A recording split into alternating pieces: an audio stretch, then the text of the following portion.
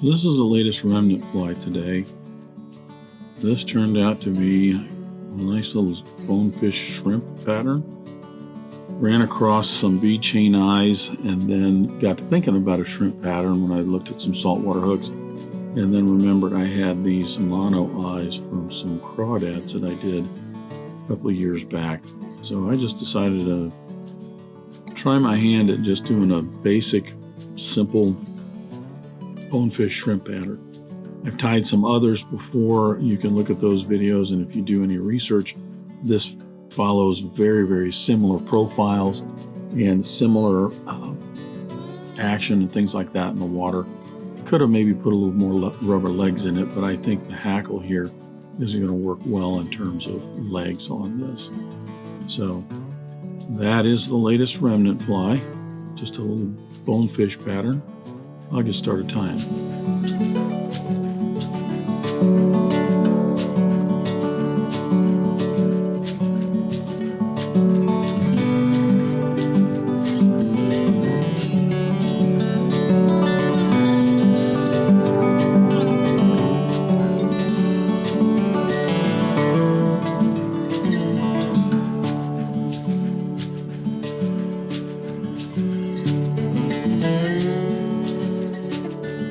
I'm going to start this Remnant Fly with my hook in the vise.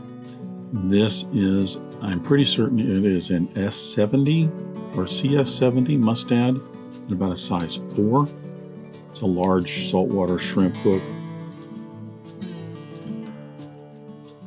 I'm going to debarb the hook and attach my thread. For thread, I'm using a Wapsi UTC 70 denier in brown. Tan might work better for this because it's overall going to be more of a tan fly, but I have brown out here. I advance my thread down to about the point of the hook. I'm actually just a little bit over the bend there, and because this is just a simple little shrimp pattern, I'm going to use some pseudo hair. This is from a sample pack from Hairline of barred pseudo hair, what they call it. So I'm going to cut probably about half of this off of here. And when I do, I want to cut this fairly close to the backing right here, because I'm going to use the shorter underfur as dubbing for the body. I've done some videos on some other shrimp patterns in the past, and I've mentioned when you're using craft fur or pseudo fur like this, that if you cut that close to the backing right there, you can then pull out a lot of this shorter fibers, and this makes real good dubbing or bodies on shrimp patterns. Static cling does not help much.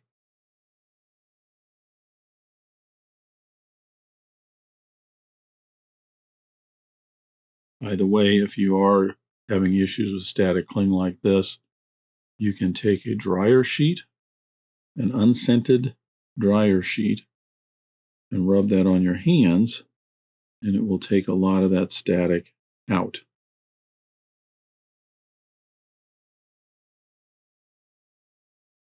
What I'm going to do is simply wet some of this down, a little bit of saliva. I don't need all of this. What I'm looking for is kind of the length on this and just enough so I have what looks like a little bit of antenna or something sticking out there.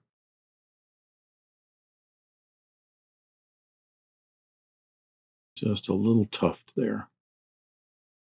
I'm going to go ahead and wrap this down along the hook shank here in some open wraps, just to use that to bulk the body up a little bit.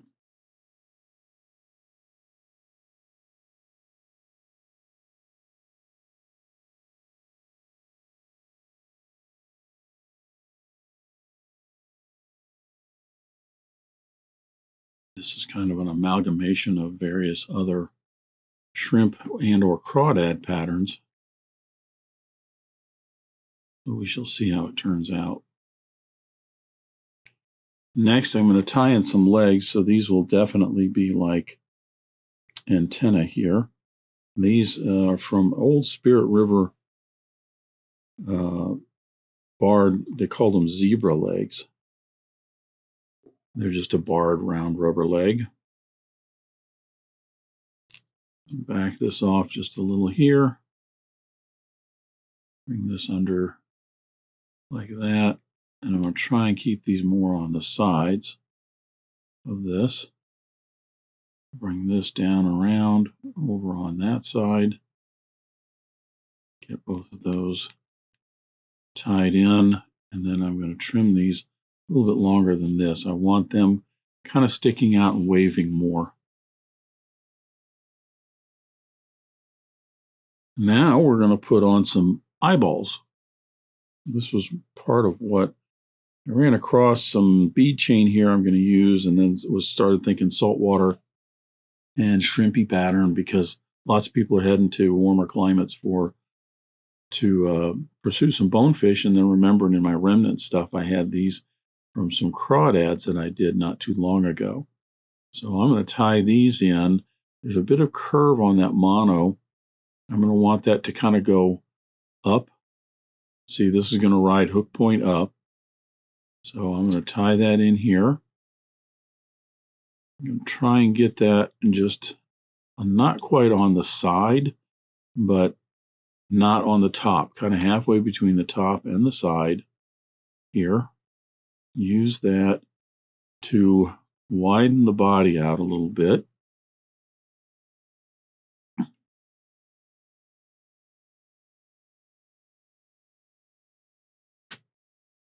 And then I have another one for the other side.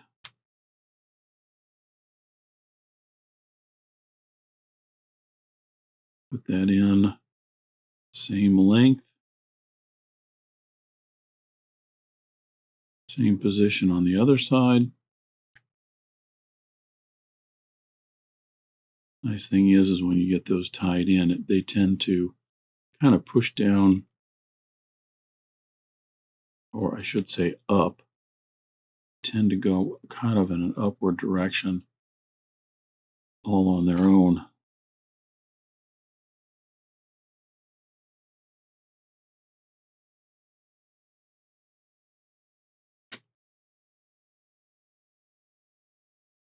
I can still scooch these around a little bit. I'm going to try and bend these out just a tad so that they're going to stick out a little bit more and not be right together, just like that.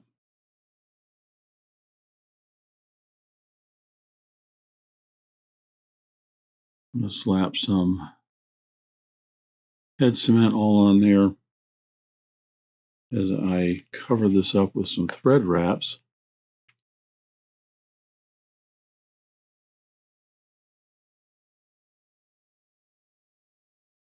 To just bind that in and smooth it off.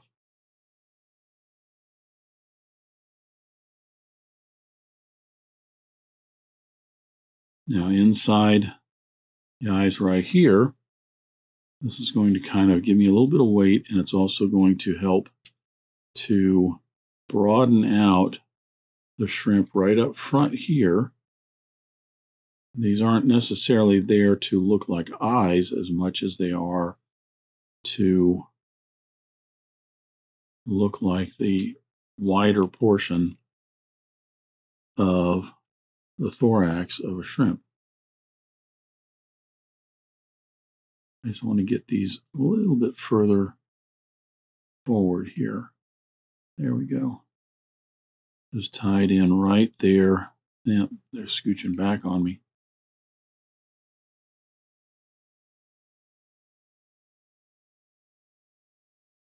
Because my thread is back there.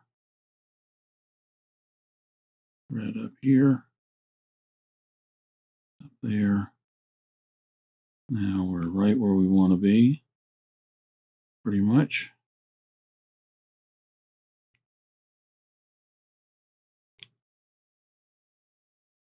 Get some crisscross wraps in there to hold that bead chain in.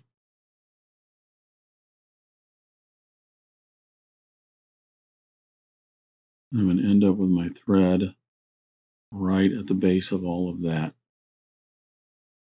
Again, I'm going to slap a little head cement right on there. So I probably have enough dubbing right here for the body. If I don't, I can cut out a little bit more. But I'm going to throw in a hackle here to kind of help look like some legs. I'll palm this forward in about 3 to 4 wraps so that I end up with something that looks like legs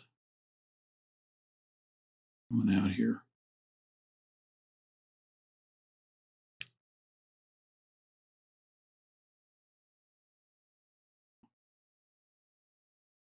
Okay, so now I'm going to take this dubbing. I'm going to want it to be a little thicker up by the bead chain eyes and around those bead chain eyes, and then tapering down to the eye of the hook.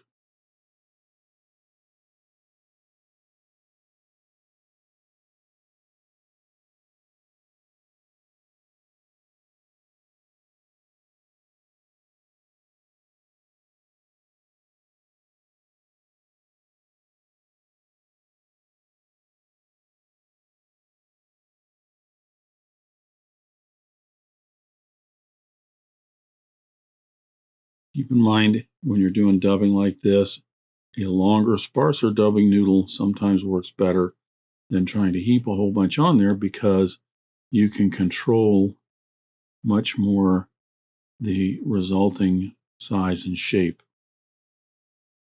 If you try to twist a whole bunch on there thinking, well, I'll just 1 or 2 wraps and I'll have it as thick as I want, it usually just doesn't hold that well. It falls apart on you. So I have found that having a sparser, longer dubbing noodle works better, because I can get more wraps in and just where I want it, getting that just the right thickness that I'm looking for. See, that's just right about it.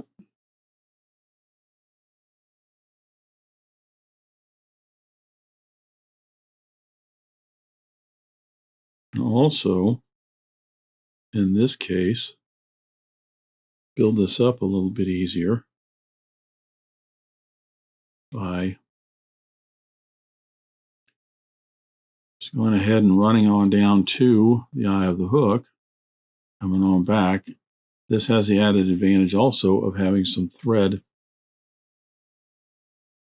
in and amongst those, I should say, in and amongst that dubbing, and it helps to secure it and hold it in a little bit better.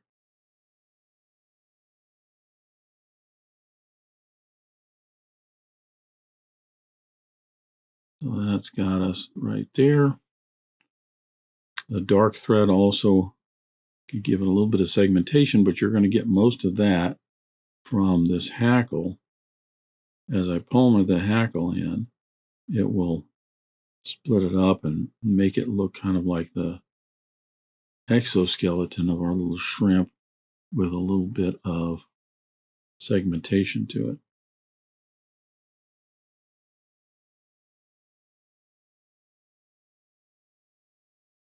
Looks similar to some other shrimp patterns that are out there, as it should. Okay. Now we take our hackle here.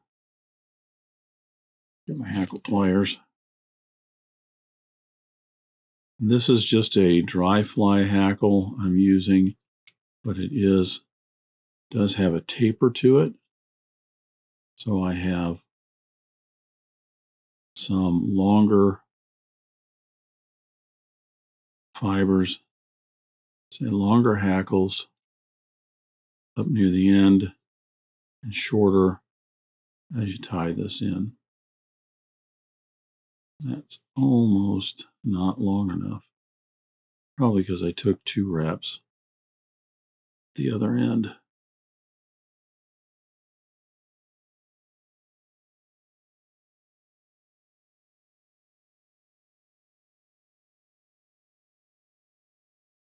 I suppose if you wanted to, you could tie in some rubber legs up here at the end. I'm not going to because I've got all these legs down here at this end that are keeping this body really nice and busy.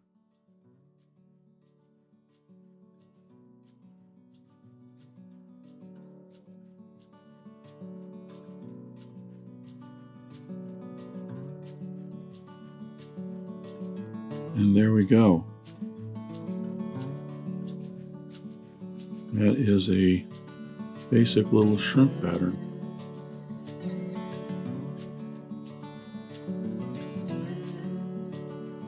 I can tell you from my experience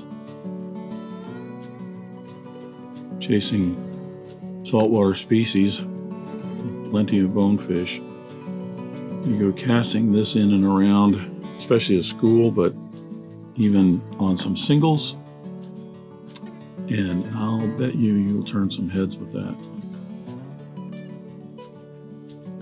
Could have maybe wrapped this a little bit cleaner back here, or that second wrap here, brought it under and around, lengthen that out, get another wrap in there. Again, if you're wanting to tie some of these for yourself, just to experiment and play with, then you'll use regular materials. I'm using all these remnant materials other than the sample of pseudo hair. So that hackle is just a leftover from something else. But there you go. That's the latest Remnant Fly, a little bonefish shrimp pattern. Thanks for watching. Thank you for joining me at the Vise today. I hope you learned a new pattern, at least a tip or trick here and there. If you'd like to help Dress Irons, you can like, comment, share, subscribe, all those wonderful things for the video. You can also head out to dressedirons.com where you can buy flies, tools, stickers, and merch, or you can join a growing community over on Locals at the Dressed Irons Fly Tying Guild. You can also donate to Dressed Irons if you want through the link at the bottom of the description. I thank everybody for their ongoing support, as it really does help the creation of these videos. But what's important is to remember, only fly tying. If you're not having fun, you're doing it wrong.